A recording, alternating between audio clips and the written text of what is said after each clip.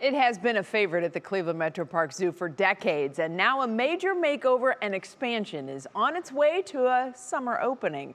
And this summer, the Rainforest becomes Primate Forest. In today's Growing STEM, we got a hard hat sneak peek of what's new and what you're going to be able to learn. This is where construction meets conservation. The new Primate Forest at the Cleveland Metroparks Zoo is still months away from its summer opening, but we got a sneak peek with a tour from the CEO himself, Christopher Kuhar. It looks a little different than probably the last time most people were in here, yes. Formerly known as the zoo's Rainforest, some old favorites like the indoor rainstorm are getting a refresh.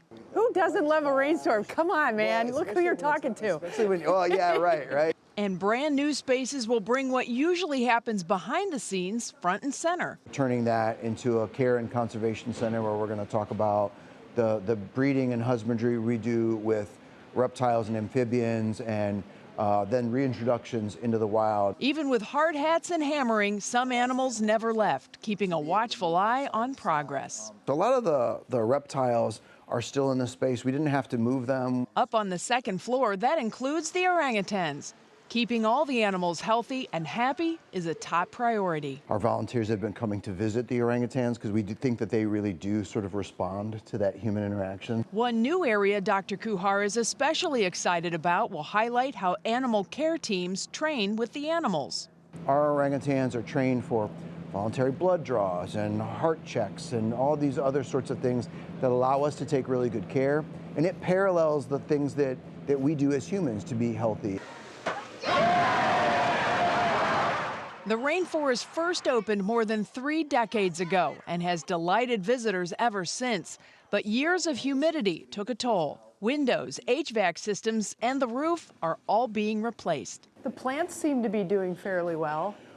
Well, a lot of these are live plants. These are just skylights that were just replaced.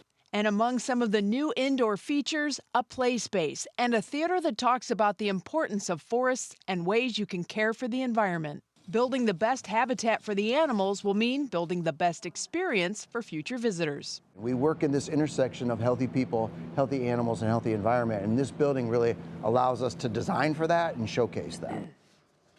Well, everything you just saw is the first phase of the project. A future phase is going to include the Gorilla Forest, a new home for the zoo's growing gorilla troop. That's going to be so much fun. I can't wait. The indoor play space alone is going to be where a lot of families end up going, especially in the winter. Yeah, incredible. Can't wait.